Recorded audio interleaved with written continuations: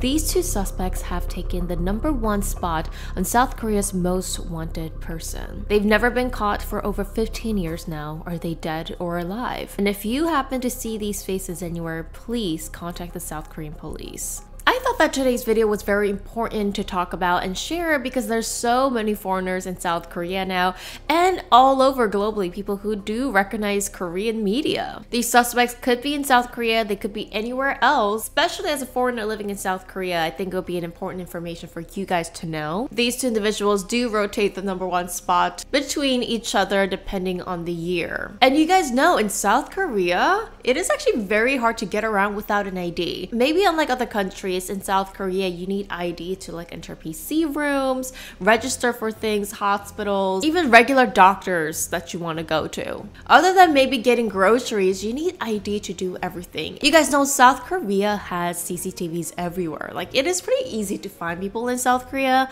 So to say that some of these people go missing are never found for years is just mind-boggling and a mystery. So are they still hiding or not? I want everybody's opinion today of what do you guys think happened to these #1 most wanted suspects. For true crime outfit of the day, today I am wearing this beautiful gold plated earring. These like big gold earrings have been just a hot trend. I want to try it. Of course, now it's cold, getting fall now. Just wearing my cute cozy sweater. To support my channel, all you have to do is like this video, share, leave a comment down below so that we can hit the algorithm, and subscribe. I also reply to all my early birds, remember that. Subscribe. So the first most wanted suspects for 15 years that police have been trying to track is this man, named as one of the most dangerous person that needs to be found. So the case started in June 17th, 2008 at around 8:30 p.m. at a very busy terminal called Gosok Bus Terminal. I go to Gosok Terminal all the time. There's so many people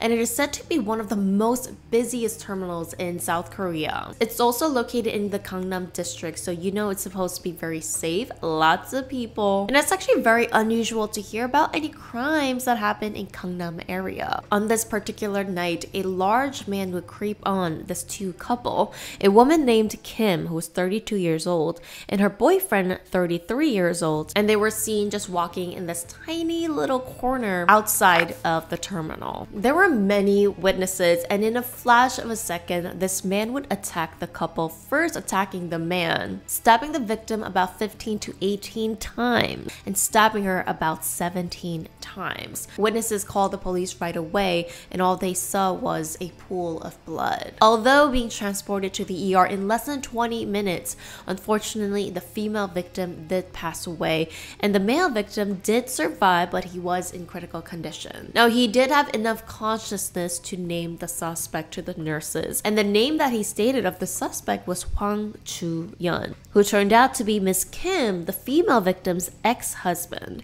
and he was only 31 years old. Now this guy is very unique looking. He is about 180 centimeters or about 5'11", and still back then, like especially in Korea, 180 centimeters is considered tall. As you see in these photos, he is a healthy, pretty meaty man, and he's said to be trained in wrestling and knows how to really work his muscles and heavyweight. He is said to have these dumpling ears that stand out and come out kind of standing up. He also does have a pretty bad eyesight, is one of the descriptions. One of his most unique facial appearance is his side twisted jaw. His jaw is a little bit twisted to, I believe, the right side, and it is easy to identify. Now, the suspect Hwang and the victim Miss Kim got married in 1997 and was described to have a very rocky marriage. Now, about 3 years in, they did get a divorce, but decided to reunite again for the sake of their daughter. According to her, this was an abusive marriage for the entire 6 years. According to the families, on top of the abuse, Hwang was also seeing somebody else, and throughout the marriage, he would say, I want to date somebody else, I want to get married to somebody else,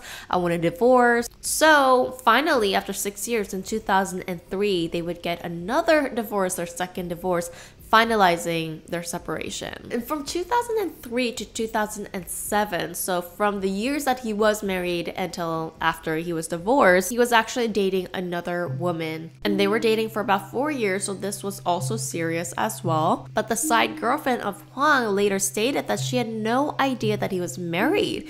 He presented himself as a solo man, never married, not a father, and she believed him. But after the couple years, she found out that he was actually married with a kid. She decided to break up with him for being dishonest. And after the breakup, this is also when he was extruding very toxic behaviors such as stalking, threatening her and her new boyfriend, and just not being able to let somebody go. He always had to cling on to someone and just always be angry, stalking, and have just this negative energy. Now, since they got a divorce, Hwang and his ex-wife, I believe they had to share their daughter, so the daughter was going back and forth from their work. But it seemed like Hwang did have a pretty big portion of taking care of their daughter. Now, since his new romance or his side girlfriend thing didn't work out, he had to cling on to somebody else again. Who did he want to cling on to? His ex-wife. Now it was 2008 and Hwang called his ex-wife stating that he wanted to get back together for the sake of their daughter, that he's changed, blah blah blah. And of course Miss Kim, by this time, it's been about like 2-3 years since they've divorced and she has moved on. She had a new boyfriend, she had a new life, and knew that Hwang had a toxic behavior, so she decided to completely ignore him. Few days before the incident, when Hwang could not get a hold of his ex-wife Kim, on June 16th, he would make a false report to the police, stating that his wife has threatened to harm herself and demanded to get her location from the police. Now, of course, police did not give him the location, so when this tactic didn't work to find the location of his ex-wife, he decided to send an email to her. In the email, he stated that he had lost his job, made a big debt, and would like her to take their daughter for the time being.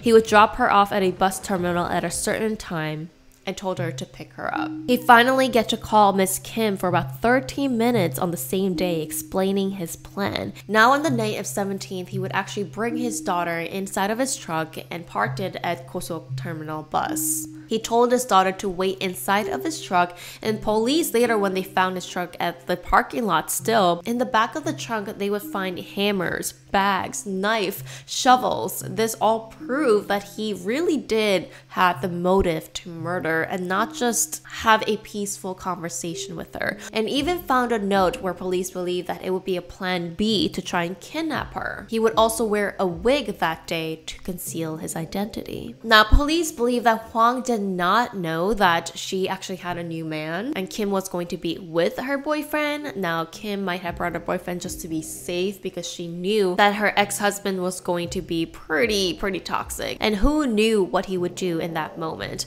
And of course, nobody would think that you meeting up in such a public place with so many people that anything was gonna happen to you. So police believe that Hwang's plan was actually not to murder his wife in front of everybody where there were so many people, but once he saw that she was with another man, that's when it triggered his anger and decided to attack the man first. Again, he would flee right away and unfortunately ending the life of Miss Kim. The next day, on the 18th, CCTV inside of the subway show Hwang's bizarre behaviors. He would go to multiple stations, going up, then down, like pretty far places, spending about 40 to 50 minutes on each stations, and he would get off, he would get on, he would go like south and north, possibly to distract the police and the investigation, to hinder it, but of course, there's CCTVs everywhere. At least back in 2008, they had CCTVs inside of the subways, but maybe not particularly all the streets and towns. During his trips to multiple locations, he would call his brother-in-law and say, "Please take care of my daughter. I am going to harm myself." Eventually, the last known place that he got off was in the Anyang province at Pamge station, and from there he was never seen again for a while. Again, this was 2008, so they didn't have CCTVs everywhere in every shops and corners like they do today. Then finally, 22 days later, on July 10th, he would use his ID to enter PC rooms or computer stations. And actually, the PC room that he went inside of was near the Gosok bus terminal where the incident happened. So somehow, probably not using the subway, he came all the way back to the area. It seems like he took a look at his emails and also went on agriculture machinery websites, possibly to maybe look for jobs in very rural places where he could get money. And sometimes like real rural places, they're not up to date about any news, they don't really go online or computers, so maybe they won't know any wanted suspects. I guess his plan to end his life didn't happen, as he told his brother-in-law. And as you see in South Korea, you need your IDs for everything. But the crazy part is, from here, the PC room, that was the last known location, last known use of his ID, his phone, his credit cards, bank account, anything. Any trace of Hwang was gone. Still till this day, 15 years later, he was never seen again. If Hwang is still alive, he will be 48 years old today. His face is everywhere, and if you're South Korean, most people have seen this face before. I've been to the Korean police station too, and there's like a big wanted poster, and I've seen his face there. So his face is always #1, or at least in the top 5. So it is very hard for you to even get sick, go to a normal doctor's appointment, phone, go to the PC rooms, doing anything without your ID. It is a tough way to live, but it is possible if you are literally #1 wanted. Maybe you would literally be living under the covers for the next 20-30 years, who knows. But here are some of the theories of what people think happened to Hwang and where he might be today. So #1, the most popular theory is that he smuggled himself to another country by boat. Of course, you can't smuggle yourself by plane because you would need the passport, but there has been cases where suspects would smuggle themselves inside of boats that take you to like East Asian countries. But police believe that this might have been hard for Hwang because in the past cases with other criminals, for you to be smuggled through the boat, it would cost you a lot of money. There was a criminal who tried to do this, and he actually had to gather about 40 grand, $40,000 in order to get a broker. So a broker that, smuggles obviously people like this. So you would need connection to do this as well. So you can't just walk up to anybody.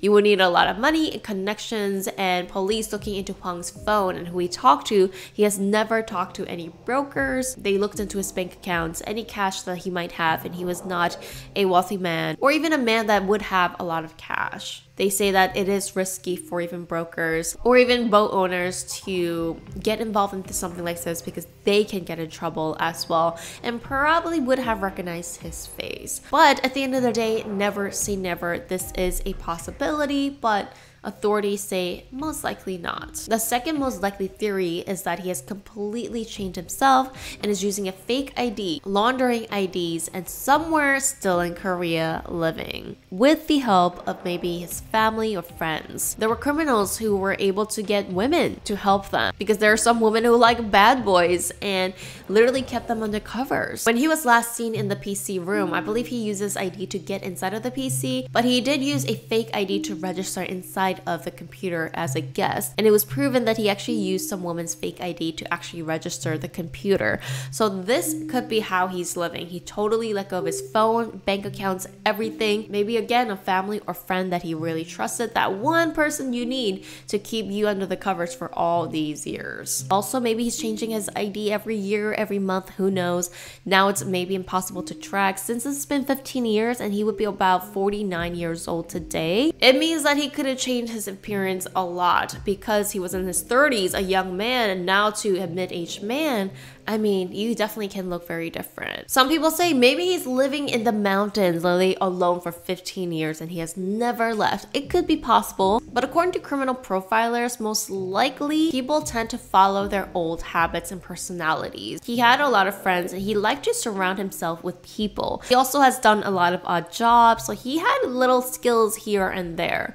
So to say that someone like him would completely cut everybody off seemed unlikely to these professionals. They do believe that he is probably living somewhere out there, still in the midst of people. The documentary crew also tried to interview Hwang's old friends, and unfortunately, Hwang's family and friends would not speak up to the documentary crews. They just don't want to say anything. Now, the last theory is he could not be alive. He could be dead somewhere. Maybe he did die somewhere and he was up in the mountains for a year or two and passed away. Now, his mother, Hwang's mother, in an interview said, "I don't know where he is. I believe he's passed. Whenever I go to an astrology psychic, they tell me he fell into the waters and passed." Maybe she was really told that by the psychics, who knows? But his body was also never found, so what do you guys think? Do you think it is possible for someone like him to be literally hiding with zero trails for the last 15 years? For some reason, police say that they do believe this suspect, Hwang, is still somewhere out there, not dead, but alive. So if you have ever seen photos of him in serious manner, contact the police. Now the documentary crew and the police do say that they did get some tips about people seeing someone that looked like Hwang, but every tip has led them to the wrong person. It was actually not him. So I mean, I guess not as much of a unique face. I don't know. The second most wanted person in South Korea is Park Jong-yoon. Again, he is being switched around number 1 and 2 between a couple other suspects. This case starts in 2007. A man named Mr. Nam, who was only about 32 years old at the time, would meet Mr. Park, who was a 47-year-old taxi driver. Both of them had a gambling addiction, and in South Korea, gambling at a casino is illegal. There is, I believe, 1 legal casinos for Koreans in South Korea, but other than that, everything that has to do with, I believe, high-stake gambling that involves money more than like, I forgot how much, but it is pretty much illegal. Being illegal, there's a lot of illegal ways to gamble. A lot of people just gather up in someone's basement, in some secluded locations where they would gather high-stake players and gamble that way illegally. Now, being addicted to gambling, it is said that both Nam and Park had a huge debt, especially Mr. Park having about $300,000 to $400,000 in debt due to gambling. Nam, the 32-year-old, said that he got a call from Park saying that, hey, come over my house. He was living in a basement of a villa. When he got there, Park showed him a dead body of a bodyguard. Now, the person who died, who passed, was Mr. O, and he was the bodyguard of a loan shark, Mr. Kim. Well, now what happened was Nam and Park, who was in heavy debt, knew a man named Kim who was a loan shark / businessman. Now there were rumors, of course, looking at someone's outer appearance, that Kim had a lot of money, he had a lot of cash, he was riding an expensive car, a Benz. Nam and Park, being in a huge debt and feeling like tomorrow is gonna be the last day, they decided to come up with a plan to try and steal from Mr. Kim. Park would then meet O, the bodyguard of Mr. Kim, and suggest to him, hey, let's steal from Kim. We can have 50-50 on the money that Kim has. So are you in on this or not? Now, since Mr. O is a bodyguard of Kim, he can have easy access to Kim. The bodyguard, Mr. O, who was 52 years old, actually got angry. He was like, what are you talking about? He heavily rejected Park's plan and said, of course I'm not gonna backstab my boss. And apparently Park got so angry, offended, whatever, and decided to just take the matter into his own hands. And that's when, out of anger, Park killed O, the bodyguard. So at that moment, Park would call Nam, the 32-year-old, and said, hey, if you move this body for me and we try to go after Kim, we can split the cash and we can pay off our debts and everything will be okay. And again, according to professionals, people who are in a lot of debt and involved with gambling and things like that, you feel like you're pushed to the edge to do anything to get out of it, because it's like your life or somebody else's. Nam and Park decided to come up with a plan to now lure Kim in to their basement. So Park called up Kim and made up this fake story about this big high-stake gambling that was happening inside of his apartment. Kim obviously got interested. Maybe he wanted to invest in some of the players or play it himself. So Park said that, okay, I'm gonna be bringing some cash inside of my trunk and I'll be there. When Kim got to Park's basement, this is when Park started to attack Kim and knocked him out. Park and Nam went through his wallet and they only found $300, less than $300. They went through his bank account and found that he didn't have enough money, like not at all close to what they thought he had. And when they went inside of his trunk, they found that he brought zero money, zero cash. They thought that Mr. Kim had a lot of money, but it turned out to be not true. Maybe he had money in other places knowing that something like this could happen. Since he was involved in kind of illegal businesses, he knew that someone might come after him. So to protect himself, maybe he had his cash stored somewhere else. But at the end of it all, Kim ended up passing away. Being frustrated, I mean, what can you do? Now you have 2 dead bodies inside of your apartment. Nam and Park would drive up to a mountain / kind of like a hiking area, and they would bury these bodies on a cold December winter. Now 2 years would go by. Now at this point, a man that was working in the area had found the 2 bodies and reported it to the police. Police actually found phones that belonged to the victims as well, and they were able to trace back the calls of who they last talked to. And it turned out to be both Nam and Park. When police investigated into these 2 individuals, they did find something really interesting. They found that Mr. Nam obviously went to the hospital time to time. They knew where he lived. He was obviously paying for his bills. And obviously these are all signs that this person is still somewhere out there living. But when they looked into Mr. Park, the 2 whole years since they've been running away, Mr. Park's sign that he was alive, or at least using his identity, was gone. Meaning from around the time that the incident happened, Mr. Park either disappeared completely, threw away his ID, or something happened to him. When Mr. Nam was finally caught, he did confess to the 2 murders of the victims. When investigating, obviously police was trying to ask, where's Park? Where's your accomplice? And Nam would say that he doesn't know what happened to him. Really, really interesting. When tracing back to Nam's phone records, they found that the 2, Nam and Park, went back to the area where they buried the bodies only a week after the incident. But they were able to check that only a week since Nam and Park had murdered the 2 individuals, Park's phone would turn off for good. I believe they were able to trace back Park's phone to see that it was turned off at that specific mountain area where the 2 individuals were buried. Only a week since the incident. And since then, 0 traces of Park was ever found. So this is where the mystery theory enters. Police believe that it is a possibility that Nam had actually killed Park when they decided to go back and check up on the bodies. That could be for whatever reason. Maybe Nam and Park had this argument. Maybe they were threatening each other. Maybe Park, since he was a lot older than Nam at the time, maybe he was like, I'm gonna tell on you what you did if you don't do this for me, or if you don't pay back my debts. Who knows what happened, but it was enough for possibly Nam to end the life of Park. But again, Park's body has never been found till this day.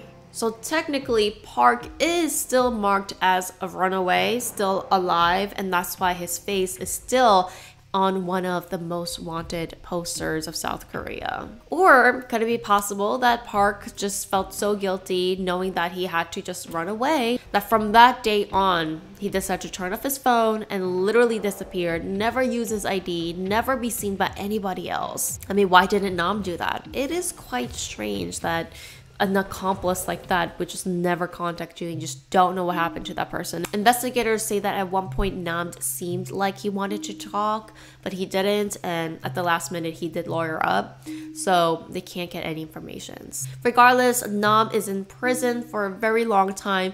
Mr. Park is still on the loose technically. Do you guys believe that Park is still alive or not? So these are the 2 most wanted suspects of South Korea. I want to know your opinion. Do you guys believe these 2 suspects are still alive out there? They're really great at completely perfecting not being caught by the police ever? Or do you think something happened to them that they're not alive today, and that's one of the reasons why they're not caught? So let me know your theories of what happened. If there's any other cases you want me to cover, hit me up at askgrazy@gmail.com. Remember to hit the like button, subscribe, and see you on my next video.